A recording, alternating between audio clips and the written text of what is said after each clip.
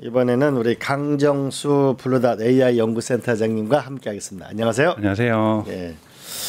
요번에 에이펙 회의를 보니까 이 AI라는 게 세상을 바꾸겠구나 라는 그런 느낌을 많이 받았는데 요번에 어떻게 보셨습니까? 뭐 정말로 이 정부가 이제야 제대로 좀 출발을 한다. 이런 제대로 출범을 한다. 네, 출범을 한다 이렇게 생각이 들었고요.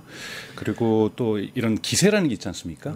이 기세를 조금 얻었다라는 생각도 들고 저는 축하할 일이라고 저는 생각이 들고 물론 뭐 시장 경제를 중심적으로 생각하시는 분들은 왜 정부가 이렇게 너무 그런 거 아니냐 이렇게 얘기하실 수도 있는데 한국은 미국하고 중국하고 달라서 시장 사이즈가 작기 때문에 정부가 정말 마중물을 부어주는 건 정말 중요한 역할이라고 저는 생각이 들고 이런 부분에서 정부가 AI 경제로의 한국 경제가 진화할 수 있도록 마중물을 잘 부었다. 그래서 제조 강국에서의 어떠한 과거의 성장세를 이제는 그걸 플러스해서 인텔리전스 강국으로 가는 그런 길들을 열었다는 부분에서 저는 의미 있는 성과라고 생각하고 있습니다. 제조업 강국에서 인텔리전스 강국으로 가는 길을 열었다. 네. 기세를 네. 얻었다. 이렇게 보시는 네. 거예요. 자, 그런데 이번에 보니까 그 세계적인 AI 플랫폼은 다 미국 기업이거나 그러잖아요. 네. 이 한국의 AI 플랫폼 기업을 못 가지면 어려움에 봉착할 텐데 이건 어떻게 풀어야 되죠? 그러니까 사실 쉽지 않은 문제입니다. 사실 유럽이 이 문제를 가지고 항상 고민해 왔고 왔지만 답을 못 찾고 있거든요. 여러분 아시는 것처럼 유럽에서 글로벌로 유명한 AI 플랫폼이라는 것은 잘 모르시겠지만 쇼피파이라고 해서 쇼피파이. 그래서 음악을 듣는 이커머스 플랫폼 이건 캐나다 거고요. 이건 뭐 독일 사람이 가서 한 거지만 스포티파이라고 해서 스포티파이. 스웨덴에서 갖고 있는 음악 서비스가 지금 글로벌로 영향력을 갖추고 있는 거 외에는 사실은 큰 의미가 없거든요. 사실은 독일이나 프랑스나 영국 같은 경우 구글이 다 쓸었고 아마존이 다 이커머스도 가지고 있고 또 뭐 SNS 같은 경우에도 소셜 미디어 같은 경우에도 인스타그램이라든지 페이스북이 다 가지고 있기 때문에 사실은 의미 있는 기업들이 없습니다. 그리고 그렇죠. 일본도 되게 조금 갖고 있고요. 한국에 유일하게 사실은 네이버나 카카오나 또는 쿠팡이나 토스나 이런 기업들이 있다 보니까 뭔가 인터넷 강국으로서 과거부터 어떤 자긍심도 있었고 시장에서 국내 기업들도 의미가 있었는데요. 사실은 어쩌면 이것이 예외일 수도 있다 할 정도로 한국이 정말 잘해왔습니다. 근데 AI 부분에선 저희가 조금 늦게 출발하는 것을 인정하는 게 필요하고 먼저 미국 기업들이 출발하다 보니까 미국 기업들이 지금 상승세를 타면서 이미 챗GPT도 여러분 한국에서 아시겠지만 매 일주일에 한 번씩 접속하는 분이 2천만 명이세요. 이제 카카오랑도 협력을 했잖아요. 그렇기 때문에 카카오도 여러분들 카카오톡 보시면 안 읽은 메시지 옆에 이제 챗GPT가 등장을 했단 말이죠. 그래서 이것이 얼마나 파급력을 가질지는 좀 지켜봐야 되겠지만 한국도 3천만 명, 4천만 명 가는 것도 시간 문제라고 본다라면 지금 AI 플랫폼에 있어서도 미국 기업 중심으로 지금 재편되고 있는 것은 어쩔 수 없는 현실이다. 왜냐하면 제가 얘기하는 것은 저희가 이제 AI 경쟁에 있어서 경제 경쟁에 있어서 운동장을 뛰는데 이미 미국은 그리고 중국은 10바퀴씩 먼저 앞서고 있다라는 거예요. 저희도 근데 10바퀴씩 앞서고 있다. 네, 근데 운동장이 입장권을 이번에 얻은 거죠. 지금까지는 입장권도 없었던 세 번째 거예요. 입장권을 얻었다. 그렇죠. 그래서 근데 사실은 격차가 많이 난다는 거는 인정을 해야 돼요. 왜냐하면 여러분 아시는 것처럼 이번에 26만 장이 달러로 했을 때는 98억 달러입니다. 그 GPU 값만. 근데 이번에 어제 새벽에 오픈 AI가 챗GPT를 만들었던 오픈 AI가 아마존의 AWS랑 계약을 맺은 금액이 980억 달러예요. 엄청난 차이인 거죠. 맞아요. 이거 보면서 그 요번에 보니까 세계적인 엔비디아나 뭐 세계적인 기업들이 보면은 구글, 아마존, 메타 보면은 1년 투자 금액이 몇백 조예요. 네. 근데 우리가 150조를 가지고 AI 펀드를 해가지고 한다는 게 뭔가 쩐의 전쟁이 시작이 됐는데 세계적인 대규모 자본 또 이거는 어떻게 우리가 극복해야 되죠? 또 그렇죠. 그래서 특히 또 AI 같은 경우에 이제 또 우리가 스케일로라고 해가지고 규모를 이제 엄청나게 키우면 좋은 AI 모델이 나오더라. 이것이 이제 관찰적으로 지금 나오고 있다 보니 뭔가 우리가 GPU 가지려고 해도 우리는 이제야 5만 장, 6만 장 기업들이 쪼개 갖고 있는데 정부도 5만 장 갖고 뭐 테슬라 일론 머스크 갖고 있는 X.AI만도 30만 장 갖고 있거든요. 우리 정부만큼 갖는 거네. 그렇죠. 30만 장을 혼자서 하나의 기업이 갖고 있는 거고 오픈 AI는 더 갖고 있는 거. 그래서 하지만 저는 운동장을 지금 15바퀴 뛰면은 경기가 끝나는 경기가 아니라는 거예요. 이제 시작이니까. 100바퀴, 200바퀴, 1000바퀴를 돌 수도 있다라는 거죠. 이번에 저는 중요한 힌트가 이 젠슨 왕이 한국에 오기 전에 워싱턴에서 GTC 25라는 행사를 가졌습니다. 즉, 이 엔비디아가 1년에 한 번씩 정기적으로 자신들의 비전을 발표하는 행사였거든요. 네. 여기에서 노키아랑 협업을 발표를 했어요. 노키아 지분에 10억 달러를 엔비디아가 투자하면서 노키아에 투자했다. 네, 근데 노키아가 지금은 단말기를 만드는 것이 아니라 디바이스를 만드는 것이 아니라 통신 장비를 만드는 회사거든요. 그렇죠. 그래서 6G 부분에서 처음으로 이번에 비전을 내걸었는데 저는 이 뉴스가 매우 중요하게 느껴졌거든요. 5G가 지금까지는 그냥 통신사였다면 6G는 AI 통신으로 바꾸겠다. 맞아요. 이거를 이번에 엔비디아가 노키아랑 투자를 하면서 비전을 밝혔습니다. 왜 한국에 6G랑 한다는 건 안 했을까요? 그러니까 이 개념이 처음 나온 거예요. 그래서 저도 아차 싶어서 한국의 SKT나 KT나 LG U+도 저희가 통신 쪽은 대단히 많이 발전한 나라이기 때문에 5G, 6G 강자인데. 네, 6G 부분을 그냥 속도만이 아니라 AI 통신으로 바꾸는 것도 대단히 중요하다. 이 개념이 뭐냐면 여러분 지금까지는 만약에 AI에서 질문이 나오면 답변을 하기 위해서 데이터 센터까지 갔다 옵니다. 맞아요. 그런데 젠스랑 얘기한 건 뭐냐면은 이제 답변을 주고 갔다 오는 것까지 할 수 있는 단말기들의 숫자가 너무나도 늘어난다는 거. 우리 스마트폰만이 아니라 자동차에도 들어갈 거고 그렇죠. AI가 로봇에도 들어갈 거고. 근데 이 수많은 것이 데이터 센터까지 갔다 오려면 얼마나 많은 에너지가 낭비되겠느냐. 그러면 이 통신망에 있는 망의 중간중간에 이 곳에다가 엔비디아의 칩을 설치해서 거기서 답변해 줄 것은 답변해 주자.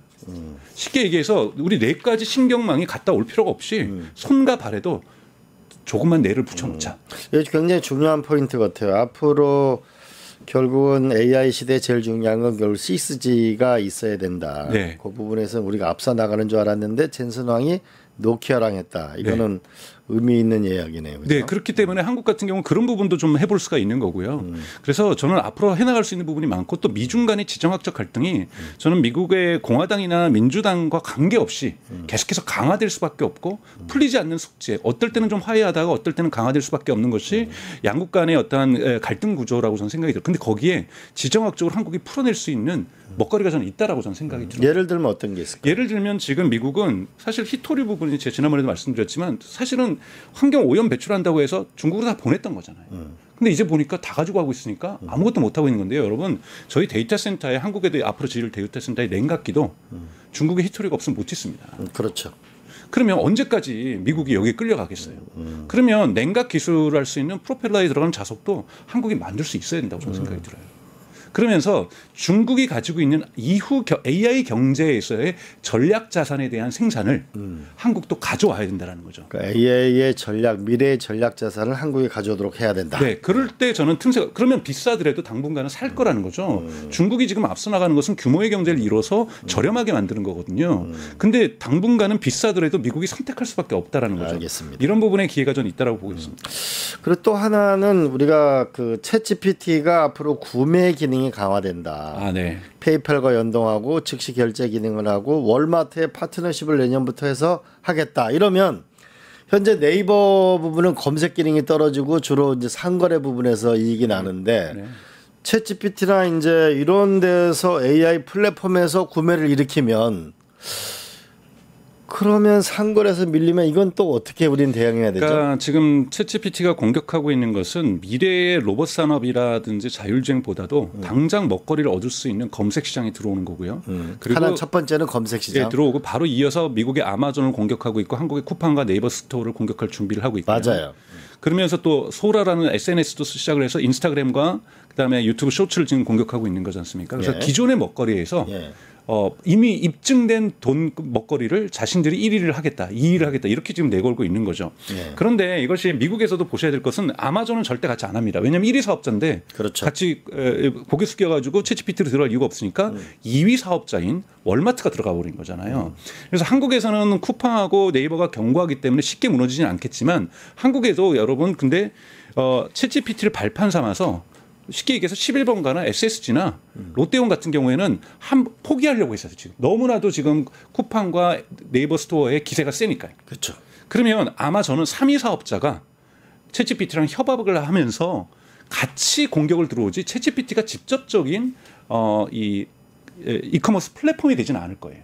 다만 중간에 거점으로서 게이트웨이 출입문은 장악을 하는 강력한 힘을 갖겠지만 결국은 이것을 물건을 팔 곳은 SSG나 11번가나 G마켓이나 롯데온이 될 가능성이 있거든요. 그래서 이 3자들이 한번 재기를 꿈꿀 수 있는 부분이 있기 때문에 이것이 그냥 미국에게 모두 기업에게 넘어간다고 볼 수는 없고 한국에서 이커머스의 새로운 경쟁 구도가 만들어질 가능성으로서 보는 것이 오히려 더 타당하지 않을까 싶습니다. 근데 쉽게 그러면 얘기하면은 저 구글도 그 제미나이도 결국은 상거래에 뛰어들고 당연히 뛰어듭니다. 그러면은 GPT도 뛰어들고 이러면은 우리 한국의 기존의 상거래 회사들도 미국의 대형 그 AI 플랫폼과 결국은 짝짓기를 해야 살아남는다? 아니면 스스로 돌파구를 찾는다? 그렇죠. 스스로 돌파구 찾기 위해서 지금 쿠팡도 AI에 대한 투자를 엄청나게 하고 있고 지금 여러분 쿠팡 보시면 많은 그 소비자들이 하는 리뷰 평가 보면 그 앞에 AI 요약이 네이버처럼 붙고 있습니다. 쿠팡도 지금 독립적으로 AI에 대한 투자를 계속해서 증액하고 있고 네이버도 이번에 6만 장을 받게 되는 거 다른 데로 5만 장 받는데 네이버가 그래도 1만 장 더 받은 거잖아요. 그만큼 네이버가 자체 모델을 만들고 있는 기업이고 이걸 가지고 특히 쇼핑에서 강력한 힘을 가지고 있기 때문에 쉽게 무너지지는 않을 거라고 보고 있어요. 하지만 이러한 상황은 거대한 위협 환경이 지금 오고 있는 거네요. 그렇죠. 그렇기 때문에 어쩌면 소비자들에게는 더 좋은 환경이 만들어질 수도 있다고 저는 생각이 듭니다. 그럼 카카오는 어떻게 해야 돼요? 카카오는 사실은 이제 법적인 리스크가 오너 리스크가 이제 해소된 상황이잖아요. 그래서 예. 다시 한번 AI에 투자를 해야 됩니다. 사실은 카카오가 AI에 투자하다가 멈췄었잖아요.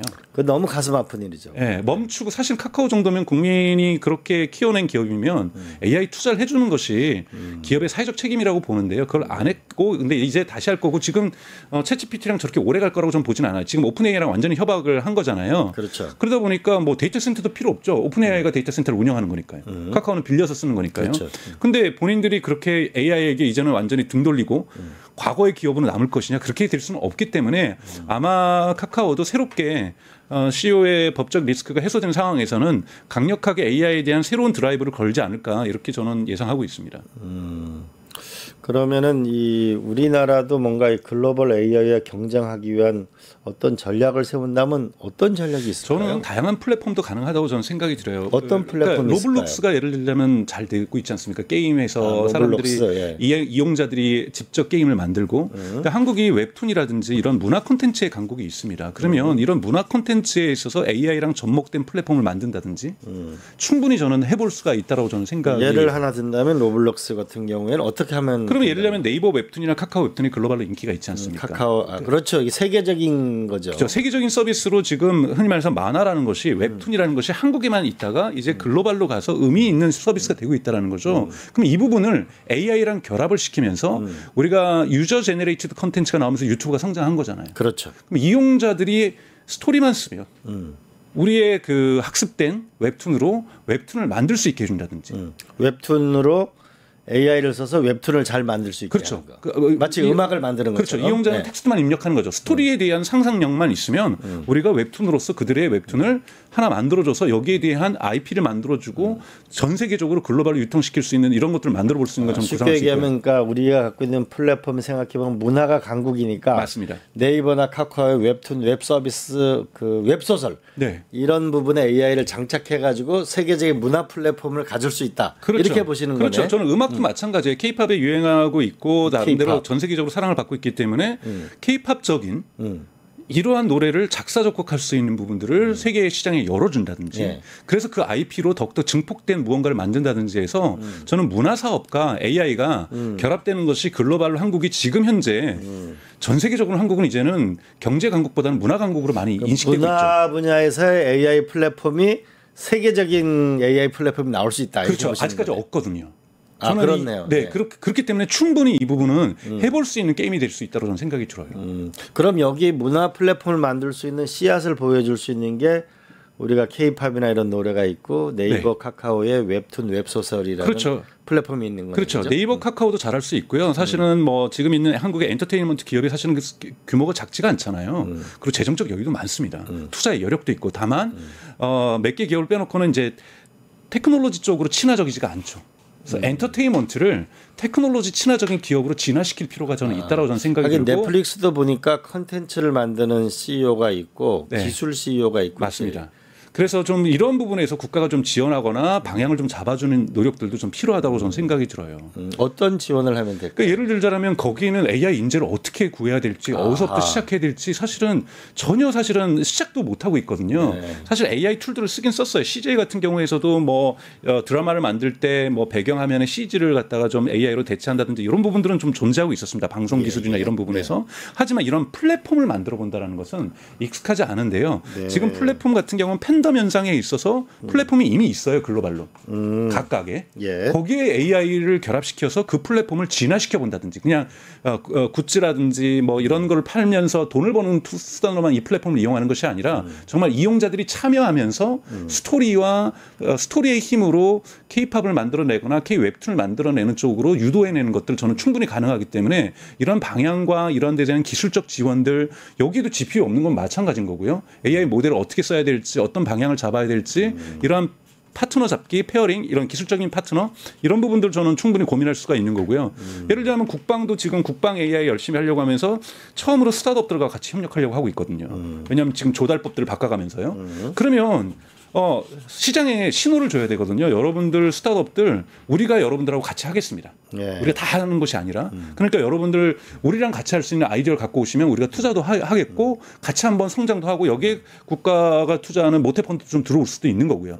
그래서 좀 이런 식으로 그냥 지금 있는 데서 비용을 절감하기 위해서 사실은 CJ나 이런 곳에서는 CG 대신에 AI를 많이 쓰고 있거든요. 그거보다는 플랫폼적인 지향성을 가지고 있으면서 유도하는 방법도 저는 생각해 볼 수 있다고 생각이 듭니다. 그러면 경쟁력 있는 현재 문화 부분에서 플랫폼을 만들 수 있을 것 같다. AI 플랫폼. 네. 또 하나는 국방 플랫폼을 말씀하셨고 사실 우리가 게임에 굉장히 강자 있는데 중국에 많이 밀리고 있는데 네.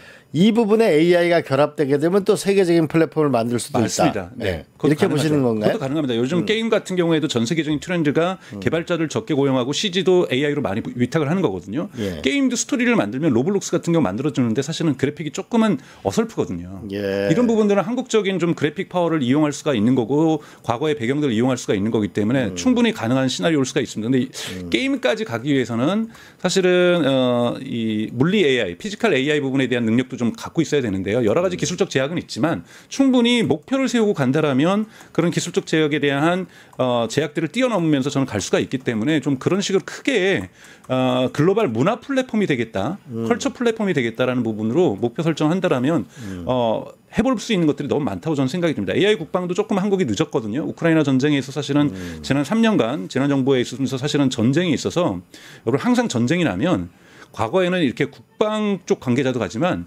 산업 옵저버라는 사람 관찰자가 갑니다. 미국 남북 전쟁 때 처음으로 프랑스하고 영국에서 무기만 연구하는 산업만 연구하는 사람들이 왔었거든요. 그 이후로 모든 나라가 나왔고 이번에 우크라이나 전쟁이 지금 전 세계에서 200여 개의 스타트업이 가 있어요. 아, 우크라이나 전쟁에 200여 개의 기업이 가 있어요. 유럽과 미국과 투르키에도 있고 일본도 가 있습니다. 근데 한국은 한 군데도 안 갔어요. 그래서 우크라이나 좀 더 자세하게 설명해 주세요. 우크라이나 키예프 주변에 판교와 같은 곳이 있어요. 그 판교와 같은 곳이 있어서 체육관 같은 곳에 몇 군데를 만들어 놓고 여기는 방어를 해주면서 우크라이나 정부에서 전력으로 해서 쓰일 수 있는 다양한 기술, 근데 전방뿐만 아니라 후방 기술까지. 그러니까 즉 전쟁 속에서 농업은 어떻게 해야 되는 건지, 전쟁 속에서 아이들 교육은 어떻게 해야 되는 건지 이런 다양한 스타트업들을 지원해주고 있고 이 전쟁 와중에도 그리고 이렇게 해서 우크라이나 정부가 재원을 어떻게 마련하냐면 정부가 도장을 찍어줍니다. 여기는 우크라이나 전쟁에 기여했습니다. 그러면 그 스타트업에서 기부금을 냅니다. 이런 방식으로 지금 작동되면서 현재까지도 저는 늦지 않았다고 생각이 들어요. 200여 개의 스타트업들이 지금 모여 있고 이거를 영국이라든지 파이낸셜 타임즈라든지 이런 데서 취재해서 보도를 해주고 있거든요. 여기서 어떤 기술들이 있는지 사실 그런 영문 기사만 보더라도 정말 매력적이었어요. 저 같은 경우에는요. 그래서 한번 그리고 웹사이트도 있습니다. 브레이브 원이라고 해서 용감한 원이라고 해서 그 웹사이트에 브레이브 원 우크라이나 여러분 검색하셔서 유튜브에 다시 한번 알려주세요. 브레이브 용감하다 할 때 브레이브 BR 하나 그리고 원. 네, 그다음에 우크라이나 이렇게 검색하셔서 우크라이나 구글에서 하면 그 웹사이트가 있어요. 그러면 여기에 참여하고 있는 스타트업들이 리스트가 주르륵 뜨고 있어요. 예. 이런 것도 한국에게 저는 기회가 올 거라고 봐요. 왜냐하면 우리가 늦었기 때문에 AI 국방이 해야 될 게 너무 많거든요. 알겠습니다. 그러면 문화나 우리가 게임 그다음에 국방 AI 플랫폼에서 세계적인 걸 만들 수 있다. 또 하나는 우리나라가 제조업에서 강한데요. 이 제조업 부분에서의 뭔가 우리가 AI 부분에서 강해질 수 있는 이런 건 뭐가 있을까요? 그러니까 제조업 부분은 지난번에도 말씀드렸듯이 저는 산단을 만드는 것이 중요하다고 저는 생각이 드는 것이요. 지금 제가 뭐 지역에 있는 창원이라든지 울산이나 이런 데 몇 군데를 가보면서 가장 느끼는 문제는 뭐냐면 인력의 부재입니다. 왜냐하면 개발자라든지 이런 AI를 떠나서 그냥 개발자 자체가 자체 고용한 곳이 없어요. 심지어는 상장된 회사들 매출이 몇 조인 회사들도요. 다 서울에서 파견을 받습니다. 아, 인력이 없다. 왜냐하면 거기에 취업을 해서 이 회사에 내가 10년 일하리라 이런 사람은 한 명도 없다는 거예요. 개발자 중에는 전국에. 네. 그래서 어쩔 수 없이 서울에 있는 회사에 돈을 주고 2년 정도 파견을 받고 그들이 돌아가는. 이러다 보니까 애사심도 없고 뭐 어떤 공동체 의식도 없다 보니 뭔가 혁신을 한다는 게 불가능한 거죠.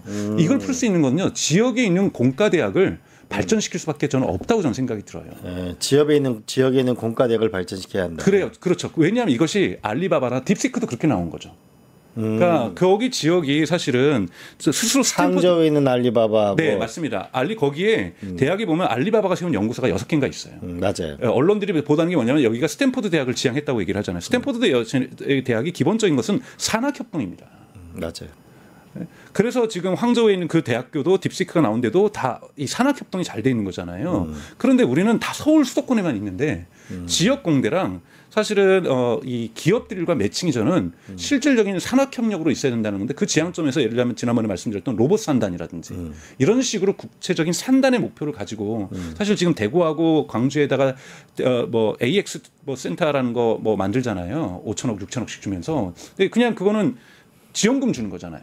근데 목표 지향성이 없다는 거예요. 예를 들면 대구에 예를 들면 로봇 산단을 만들면 뭐 광주에는 뭐 이런 산단을 만들어서 구체적인 산업의 도메인과 섹터를 정해주고 여기에 산업과 AI가 만나게 한다. 그렇죠. 그렇게 해야만 거기에서 역량들이 흔히 말하는 스피로버 물이 넘쳐나듯이 그 지역에 있는 산업 쪽으로 넘쳐날 수가 있는 거거든요. 그래서 좀 미래 산업 목표 지향적으로 가지고서 만들어내는 부분들이 좀 필요하다고 저는 생각이 듭니다. 좀 전에 이재명 대통령께서 연설하는 거 보니까 결국은 포항공대, 네. 카이스트, 그다음에 울산과기대, 광주과기대, 과학기술원이 이걸 강화해서 결국은 지역이 살아날 수 있도록 노력하겠다 이런 얘기가 있던데. 그렇죠. 근데 그죠? 거기에 목표 지향성이 없다는 거예요. 목표 그것이 지향성. AI 너무 그러니까 너무 지나치게 일반론화되어 있다는 거죠. AI 전체를 위해서 우리나라 그러한 지역에 있는 공과대학이라든지 과학기술원이 역할을 한다는 건 맞습니다만 네. 구체적인 목표가 지역에 있어야 된다는 거죠. 알겠습니다. 그다음에 우리가 또 세계적인 또 이 AI 시대에 한번 새로운 서비스를 생각해 보면 한국이 학원이 많다, 사교육비가 발달돼 있다고 하지 한국의 교육 산업도 엄청 미래지향적으로 바꿀 수 있지 않을까요? 저는 가장 시급한 문제가 교육이라고 저는 생각이 들어요. 그러니까 지금 다 교육 문제 때문에 과거에는 뭐 진주, 여수, 뭐 강릉 뭐 이런 지역에서 중요한 지역에 있는 인재들이 그 지역으로 모였잖아요. 맞아요. 그리고 나서 서울 옛날 부산대학교도 명문이었고 네. 뭐 전남대학교, 경북대학교 대학교도 마찬가지였고 고등학교도 마찬가지였고. 근데 지금 그것이 붕괴된 거잖아요. 예. 다 서울로 수도권으로 오는 거고. 제일 가슴 아픈 일이죠. 네. 그러려면 그 지역 친구들에게 학생들에게 가능성들을 지금까지는 인강이나 인터넷 인강이 다였잖아요. 인터넷 인강. 그것이 다였다라면 이제는 더욱더 진화된 AI가 과거의 AI가 아니고 앞으로 AI가 훨씬 더 진화될 거기 때문에 교육에 있어서 AI의 역할들을 어떻게 정립할 것인가가 저는 대단히 중요하다고 봅니다. 근데 처음부터 이거는 뭐 사실은 이해관계가 워낙 많이 묶여 있다 보니 저는 많은 충돌들이 있을 거라고 생각이 들어요. 그렇게 만약에 AI로 교육을 하게 되면은 시험을 뭘로 볼 것이냐. 공부는 AI로 하고서 시험은 백지 주고서 여기다가 하라 이렇게 할 수는 없는 거잖아요. 예를 들면은 유럽이나 미국에는요 전자계산기를 가지고 초중학교, 중학교, 고등학교 때 배우기 때문에요 시험 시간에 전자계산기는 당연히 가지고 들어갑니다. 그 전에 공과대학 다 전자계산기 가지고 들어갔죠. 그렇죠. 대학교는 그런데 초중고등학교도 그렇게 가지고 들어가거든요. 아, 네. 그리고 지금 영국 같은 경우에는 스마트폰을 가지고 대입 시험을 보는 거에 대해서는 검토에 들어갔어요.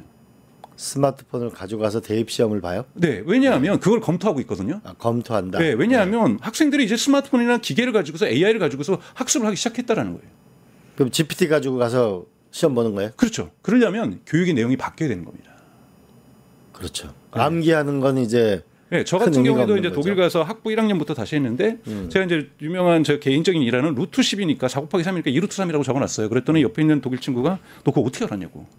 그리고 막 계산기로 해보더니 어머 이거 루트 12하고 2루트 3하고 같다고 친구들한테 다 얘기하는 거예요. 정수는 이런 것도 안다고. 우린 몰랐다고. 근데 그 친구들이 전 똑똑하거나 멍청하다는 얘기가 아니에요. 다른 수학을 한 겁니다. 전자계산기가 있었기에. 예. 그런 전자계산기를 도구로 써왔다는 거예요. 인간은 도구를 쓰면서 문명이 진화한 거잖아요. 근데 지금 우리는 교육에서 도구를 못 쓰게 한다는 거예요. 아하, 네. 교육에서 도구를 쓰면요. 시험도 도구를 써야 됩니다. 아, 쉽게 얘기하면은 우리가 이제 보고서 낼 때 그 AI를 써서 보고서를 내면 시험을 볼 때도 AI를 써서 시험을 볼 수 있다. 당연하죠. 그렇게 해야 그 도구에 대한 접근권을 충분히 다변화시킬 수 있습니다. 지금은 뛰어나게 도구 없이 공부가 가르치는 것을 대치동 학원에 와서 배워야만 하는 거잖아요. 그리고 그건 인강도 안 합니다. 네. 개인 맞춤형 교육을 하는 거고. 그런데 도구를 써서 하는 것이라면 AI는 그들이 했던 모든 내용들을 학습하고 있잖아요. 네. 그럼 이 도구를 잘 다루는 법만 잘해도 빠른 속도로 진화할 수가 있는 거고 교육 문제도 해결할 수 있기 때문에 나는 대치동 가지 않고도 쉽게 얘기해서 교육에 있어서 한국 사회에서 저는 궁극적인 교육 개혁은 대치동 권력하고 싸우는 거라고 생각이 들어요. 죄송한 얘기지만. 다시 좀 더 자세하게 설명해 주시면. 그러니까 저는 예를 들자면 우리가 법률 AI를 만들면요. 아무리 법률 AI가 만들어도요. 뭐 죄송하지만 김앤장을 이길 수는 없다고 생각이 들어요. 그들은 네트워크도 있으니까요.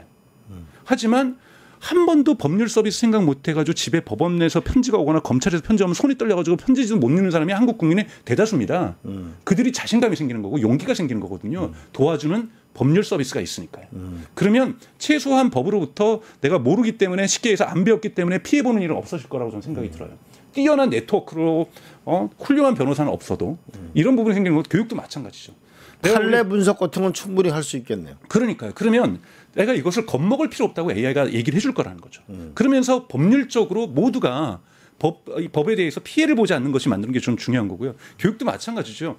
왜냐하면 지금 초등학교나 중학교, 고등학교 저도 이렇게 지역에서 뭐 컨설팅이나 이런 일들을 해서 가서 보면은 아예 시도 자체를 안 해요. 우리는 나고자니까. 우리는 나고자니까. 경기도 좀 외곽만 나가도요. 어차피 우리는 인성을 못 하니까. 이러한 분위기가 흔히 말해서 이것도 기세가 없는 거잖아요. 네.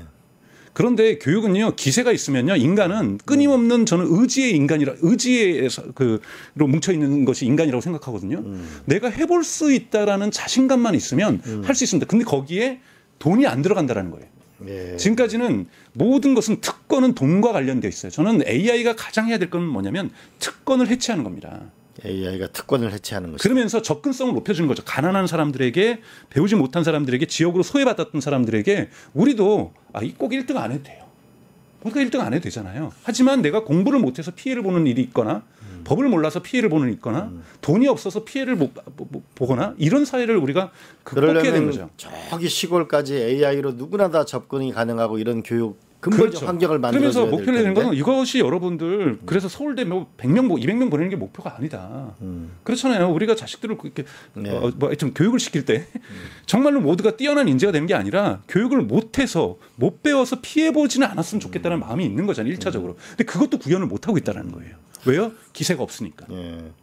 정말 개천에서 용나는 세상이 끝났다가 아니고 개천 대한민국 전체가 용이 날 수 있는 나라가 돼야 되는 거네. 교육혁명을 통해서. 네.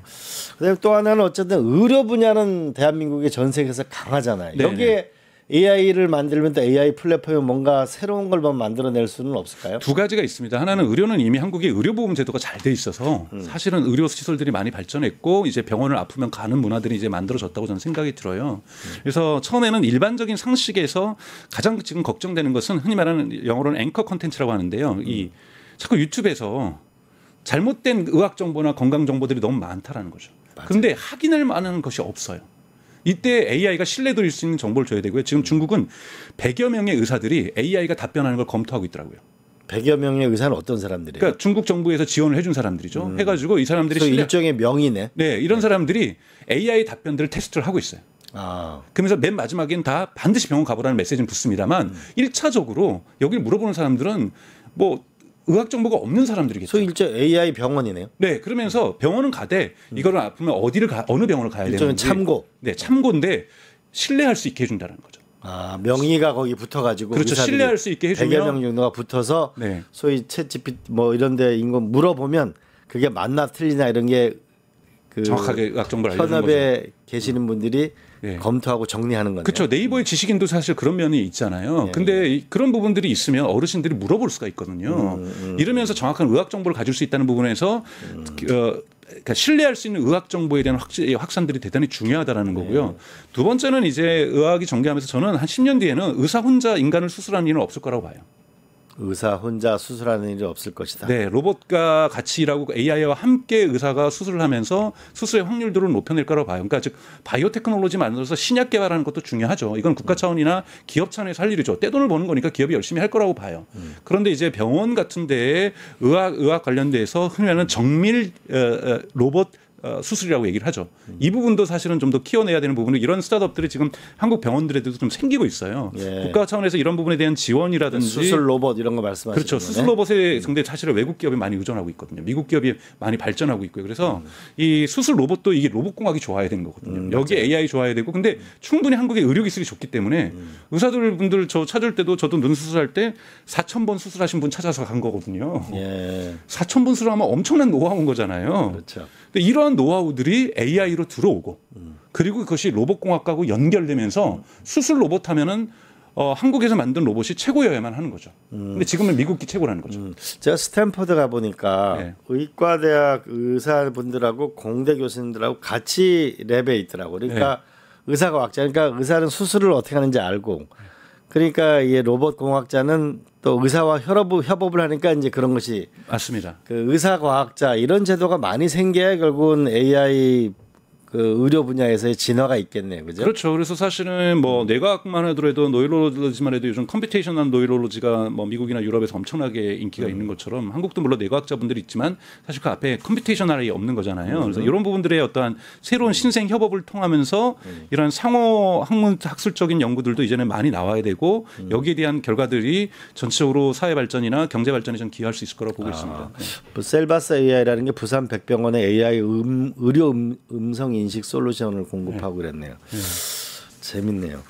그다음에 마지막으로 이 팔런티어가 급부상하고 있는, 제가 이제 기술공화국이라는 책을 봤거든요. 이 팔런티어는 현재 AI가 이끄는 새로운 세상에서 그런 다른 기업과 무엇이 다르고 어떤 경쟁력을 갖고 있는 것입니까? 뭐 어제 뭐 주가가 많이 내려가서 걱정을 하신 분들이 계실 텐데 팔란티어는 사실 AI 기업이라기보다는 온톨로지라는 기술에 기반을 하고 있습니다. 온톨로지는 뭐 철학으로서는 존재론이라고 볼 수가 있는데요. 온톨로지는 데이터를 잘 분석하는 겁니다. 예를 들자면은 데이터 인텔리전스라고. 그렇죠. 그래서 우크라이나 전쟁이 나자마자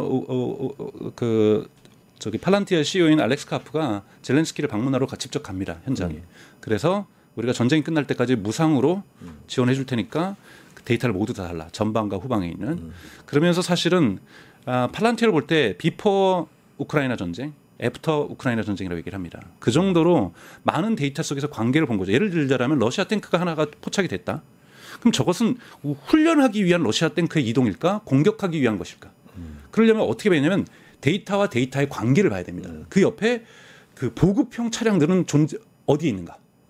같이 움직이고 있는가?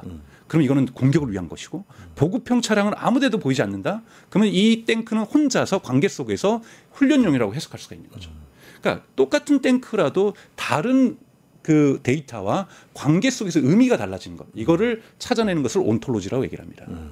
그러면 어떤 존재, 어떤 데이터의 존재는 관계 속에서 의미가 변한다라는 거죠. 그래서 그 의미를 파악하기 위해서는 수많은 관계 속에 있는 데이터를 많이 보면 볼수록 그 정확도가 높아지겠죠. 알겠습니다. 이런 건 어떻게 봐야 될까? 이 기술이 정말 어마어마한 세계적인 자본과 기술을 끌어들여서 인재를 끌어들여서 발전시키잖아요. 그래서 세계적인 몇 개 기업이 지금 세계를 끌고 가는 현상이 오게 되는데 이러면 분배 문제나 이런 문제는 앞으로 인류에 기여하는, 기술이 발전한다고 해서 인간의 분배 문제가 자동으로 해결되지는 않을 거 아니에요. 절대 아니죠. 이건 어떻게 해결해야 되는 걸까요? 그러니까 저는 산업혁명과 함께 나타난 것이 자본주의의 태동이죠. 자본주의의 태동은 산업혁명과 똑같이 시작된 거죠. 아담 스미스가 공부했던 것도 연구했던 것도 결국은 증기기관과 함께 시작이 된 거고요. 그래서 그렇죠. 국부론이라든지 그 전에 물론 기초들은 고전 경제학이 있긴 했었지만 실제로 경제학이라는 것은 칼막스의 경제학도 마찬가지고 자본주의와 함께 대동한 거죠. 근데 자본주의 논리에서 제가 가장 중요하게 여기는 것은 휴머노이드 로봇 관리에서 우리가 아웃풋이라고 하는 것 Q나 Y는 L과 K의 함수입니다. L은 노동이고 K는 자본이죠. 그렇죠. 기술 자본도 K에 들어가는 거죠. 근데 항상 K를 증가시키면 L에게도 영향이 줬어요. L에는 위에다가 짝대기가 걸려 있습니다. 함수에 리미테이션이 걸려 있죠. 왜요? L은 쉽게 증가하지 않거든요. 한국의 인구가 갑자기 노동력이 4천만에서 8천만으로 증가하지는 않거든요. 그렇죠. 그렇기 때문에 L에는 리미테이션이 걸렸는데 이 L의 리미테이션이 풀리는 겁니다. 만약에 한국도 4천만 대 로봇을 현장에 투입하면 노동력이 8천 되는 거잖아요. 그러니까 단순하게 산술적으로 본다면. 그렇기 때문에 경제학의 로직이 대단히 바뀔 수가 있습니다. L과 K 함수의 관계가 달라지는 거거든요. 그럼 이런 새로운 부의 창출 메커니즘이 좀 발생한다라면 조세 제도부터 사회 계약까지도 다 바뀌어야 된다고 저는 생각이 들어요. 예. 이 부분에 대한 연구들이 심층적으로 있어야 되는데요. 지금 너무 사회 계약에 대한 논의가 일자리는 상실될 거라는 대단히 그 공상과학적인 저는 가설에 입각하고 있다고 저는 생각이 들어요.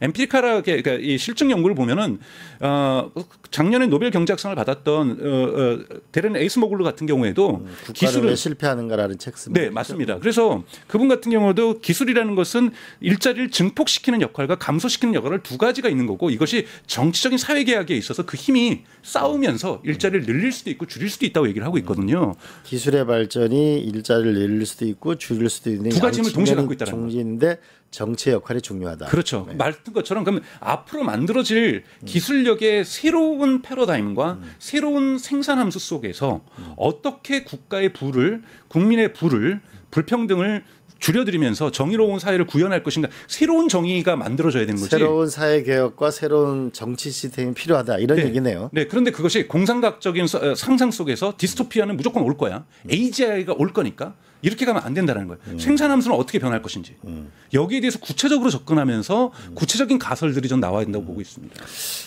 알겠습니다. 이번 에이펙부터 지금 기술공화국까지 얘기를 해봤는데요. 네. 한국이 아까 기세라는 표현을 자꾸 쓰셨는데 한국이 야 이런 부분에서 우리가 한번 밀고 나가면은 우리가 어제보다는 오늘이 낫고 오늘보다는 내일이 나을 거다라는 이런 희망적인 메시지를 만든다면 어떤 게 있을까요? 저는 아까 전에 말씀드렸던 것처럼 특권을 해체하는 AI를 만드는 것은 대단히 중요한 관점이라고 저는 생각이 들어요. 특권을 해체하는 AI를 만드는 것이 중요하다. 네, 3등 대기하는 AI가 아니라요. 강국 대기는 AI가 아니라 우리 5천만 국민이 풍요롭고 정의로운 사회에 살 수 있도록 AI를 어떻게 조정해 낼 것인가. 이런 부분이 훨씬 더 중요한 가치라고 저는 생각이 들거든요. 네? 특권을 해체하는 AI. 네. 저는 좀 더 과격하게 표현하면은 어떻게 가난한 사람을 위해서 AI가 도움이 될 것인가. 이렇게 전면적인 관점의 재정립이 한 번도 생각해보지 않고 토론해보지 않은 주제라는 거예요. 하긴 아까 말씀하신 대로 AI 서비스가 보편화되면은 내가 의사 참모, 변호사 참모, 교육 참모, 교육 참모 다 참모를 데리고 일을 할 수 있는 시대가 그렇죠. 오는 거예요. 그럼 결국은 강한 인간, 교육받는 인간 이런 걸 결국 국가가 만들어줘야 되는 거네요. 그렇죠. 그러면서도 소외받는 사람을 이 안으로 자꾸 집어여줘야 됩니다. 왜 지역에 가면 저는 대단히 가슴 아파요. 눈물도 나오려고 그러고 포기하는 사람들이 너무 일찍 생기고 있다는 거예요. 한국 사회. 근데 포기하는 사람들이 생기는 이상 아무리 지역 사회를 우리가 뭐 예산을 하더라도 저는 지역 소멸을 막을 수가 없다라는 거죠. 네. 기득권을 해체하는 AI 이거 꼭 자막에 넣어주세요. 이거 아주 저는 굉장히 좋은 포인트라고 보는데 결국은 인간 누구나 다 평등하고 존엄한 거니까 네. 이 존엄한 인간이 AI 시대에 더 존엄하게 살 수 있는 길을 만들어내야 된다. 네. 이런 말씀으로 요약하면 될까요? 네, 맞습니다. 네.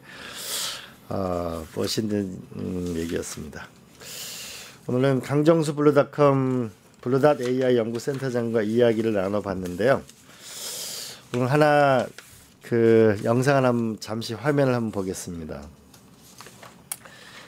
그 이재명 대통령은 시정 연설에서 AI 고속도로가 하루가 늦으면 한 세대가 뒤처진다고 했습니다. AI의 드라이브를 걸고 있습니다. 이번 에이펙 한중 정상 회담 이후에 중국에서 카카오톡 서비스가 VPN 없이 다시 서비스가 시작됐습니다. 한중 관계의 문이 다시 한번 활짝 열리기를 바랍니다. 내년 4월 한중 정상회담이 열릴 것이라고 예고되고 있고 트럼프 대통령도 같은 날 미중 정상회담을 할 예정이라고 합니다. 정부와 세계는 경제와 외교의 새로운 질서를 만들기 위해서 질주하고 있고 전력 투구하고 있습니다. 그런데 우리가 깊이 생각해 봐야 될 메시지가 있었습니다. 대통령실에서 민주당에 대하여 대통령을 정쟁에 끌어들이지 말고 민생 경제에 집중할 수 있게 해달라고 이야기했습니다. 우리 민주당은, 국회는 대통령실의 이 말에 귀를 기울이고 응답해야 한다고 합니다. 해야 할 때가 왔습니다. 국민들의 고통에 응답하고 새로운 경제 질서, 새로운 외교 질서에 당당한 대한민국이 될 수 있도록 정치권들이 노력해야 될 때가 왔다고 저는 절실한 마음을 가지고 생각하고 있습니다. 예, 오늘은 우리 강정수 우리 박사님과 의미 있는 대화를 나눠봤습니다. 감사합니다. 고맙습니다. 네.